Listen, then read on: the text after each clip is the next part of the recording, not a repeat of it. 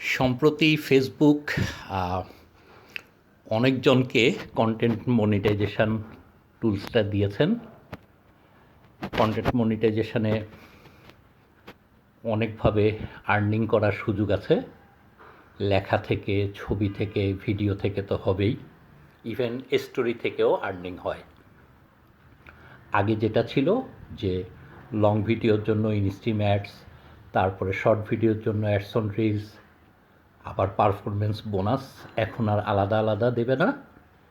নতুন যাদেরকে মনিটাইজেশন দেবে ফেসবুক, তাদেরকে একসাথে কন্টেন্ট মনিটাইজেশন দিয়ে দেবে। তো কন্টেন্ট মনিটাইজেশনে অর্থাৎ সব কিছুই থাকবে, আগে যা যা ছিল ওগুলো সবগুলোকে একত্র করে কন্টেন্ট মনিটাইজেশন করা হয়েছে। তো কন্টেন্ট মনিটাইজেশন যারা পেয়েছেন নতুন করে, তাদের সবাইকে অভিনন্দন। এখন আপনার কাজ যেটা, সেটা হচ্ছে যে আপনাকে খুব নির্ভুলভাবে pay out account set up করতে হবে। এই pay out account set up করতে গিয়ে যদি কোনো ধরনের ভুল হয়, তাহলে কিন্তু আপনার স্বপ্ন শেষ। আপনি আজীবন ডলার চোখে দেখবেন, কিন্তু কখনো সেই ডলার ভোগ করতে পারবেন না। আপনার অ্যাকাউন্টে, ব্যাঙ্ক অ্যাকাউন্টে কখনোই সেই ডলার আসবে না, যদি আপনি সঠিক নিয়মে পে আউট অ্যাকাউন্টটা সেট আপ করতে না পারেন। ইতিমধ্যে আমার পরিচিত অনেকেই এই সমস্যাটায় পড়েছেন। ওনারা মনিটাইজেশন পেয়েছেন আরও অনেক আগে, আর্নিংও হচ্ছে রেগুলার, ভালোই আর্নিং হচ্ছে, অনেকের তো $100 পার হয়ে গেছে, কিন্তু কারোরই ব্যাঙ্ক অ্যাকাউন্টে টাকা আসছে না, যেহেতু পে আউট অ্যাকাউন্টটা সঠিকভাবে তারা সেট আপ করতে পারেনি। তো ভিডিও আমি লম্বা করব না, আমি সংক্ষেপে পে আউট অ্যাকাউন্ট সেট আপের জন্য সবচেয়ে প্রয়োজনীয় যে বিষয়গুলোর প্রতি নজর রাখতে হবে সংক্ষেপে সেটা বলে দিচ্ছি।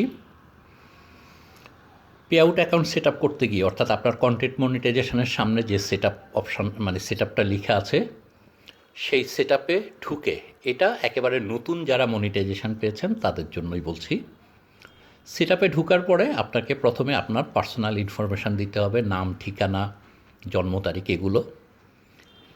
এরপরে ব্যাঙ্ক অ্যাকাউন্ট, ব্যাংকের ইনফরমেশান, ব্যাঙ্ক অ্যাকাউন্ট নাম্বার, ব্যাংকের শাখা নাম, এরপরে সুইফট কোড। সুইফট কোডটা হচ্ছে যে সুইফট কোড প্রত্যেকটা ব্রাঞ্চের, প্রত্যেকটা ব্যাংকের প্রত্যেকটা শাখার আলাদা আলাদা সুইফট কোড থাকে।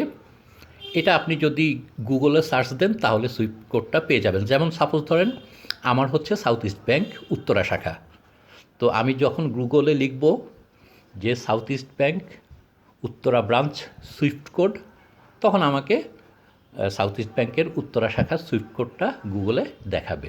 সেখান থেকে আপনি আপনার ব্রাঞ্চের, আপনার অ্যাকাউন্ট যে ব্রাঞ্চে আছে, যেই ব্যাংকের যে ব্রাঞ্চে, সেটার সুইফট কোড পেয়ে যাবেন। এরপরে হয় ব্যাঙ্ক অ্যাকাউন্ট সেট আপের আগে কিংবা ব্যাঙ্ক অ্যাকাউন্ট সেট আপের পরেই বিজনেস টাইপ একটা অপশান আসবে। সেখানে একটা থাকবে ইন্ডিভিজুয়াল, আগে শুধু ইন্ডিভিজুয়াল ছিল, এখন ইন্ডিভিজুয়ালের সাথে আরেকটা কী যেন আছে, ইন্ডিভিজুয়াল অবলিক আরেকটা কী যেন থাকে, আর এর নিচে থাকে বিজনেস। ভুলেও বিজনেস সিলেক্ট করবেন না। আবারও বলছি, ভুল করেও বিজনেস সিলেক্ট করবেন না, আপনি সিলেক্ট করবেন ইন্ডিভিজুয়াল।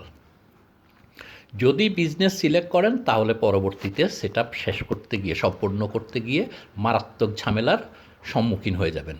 ফেসবুক আগে এডিট করে শুদ্ধ করার সুযোগ দিত, এখন কিন্তু আর দেয় না। এই কারণেই অনেকেই pay out account set up করতে পারেনি। তো bank account, business type, individual, এগুলো দেওয়ার পরে আপনাকে দিতে হবে আপনার টিন সার্টিফিকেটের নাম্বার।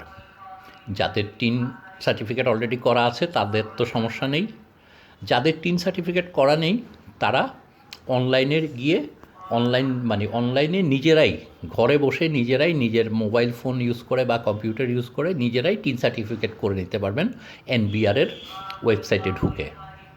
আপনি গুগলে যদি টিন লিখে সার্চ দেন তাহলে আপনি টিন সার্টিফিকেট কোথায় গিয়ে করতে হবে পেয়ে যাবেন।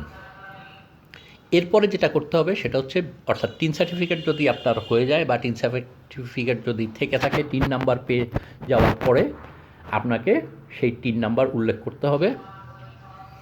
এরপরে যেটা করতে হবে সেটা হচ্ছে যে আপনার কাছে জানতে চাওয়া হবে আপনি কি ইউএস রেসিডেন্ট নাকি ইউএসের বাইরে অর্থাৎ নন ইউএস রেসিডেন্ট। সেখানে অবশ্যই আপনি নন ইউএস সিলেক্ট করবেন, কারণ আপনি তো ইউএসের বাসিন্দা না, ওখানে নন ইউএস সিলেক্ট করবেন।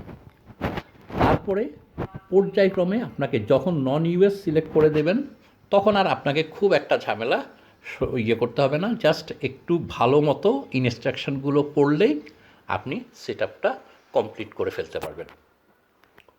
ট্যাক্স ইনফরমেশান ওকে হয়ে যাওয়ার পরে অর্থাৎ যাবতীয় ইনফরমেশান ওকে হওয়ার পরেই কিন্তু আপনার সেট আপ কমপ্লিট হবে। তো এই জন্য প্রত্যেকটা অপশান সিলেক্ট করার আগে একটু ভালোভাবে বুঝে নেবেন, পড়ে ইংরেজি, যেহেতু ইংরেজি একটু পড়ে ভালোভাবে বুঝে নেবেন কোথায় কি জানতে চাওয়া হয়েছে। যদি সেভাবে করতে পারেন তাহলে কোনো সমস্যা হবে না।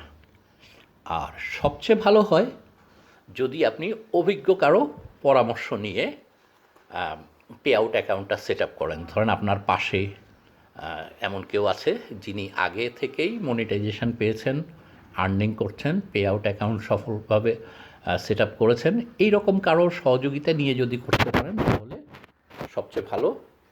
আর ইন্ডিভিজুয়ালি অর্থাৎ নিজে নিজে যদি করতে যান তাহলে প্রত্যেকটা ইনস্ট্রাকশন খুব ভালোভাবে পড়ে বুঝে তারপরে করবেন, কারণ একটা সামান্য ভুল হয়ে গেলে কিন্তু সেটা আর সংশোধন করার সুযোগ দেয় না ফেসবুক।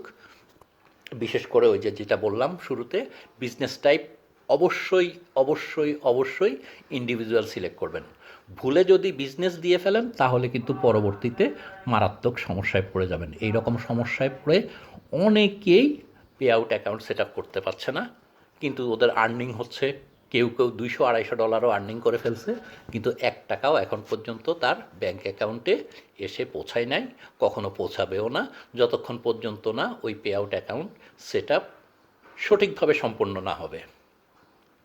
তো এই জিনিসগুলো একটু ভালোভাবে খেয়াল রাখবেন, কারণ আপনি পরিশ্রম করেছেন, কষ্ট করেছেন, একটা স্বপ্ন ছিল যে আপনি ফেসবুক থেকে মনিটাইজেশন পাবেন, ফেসবুক আপনাকে সেই মনিটাইজেশনটাও দিয়েছে।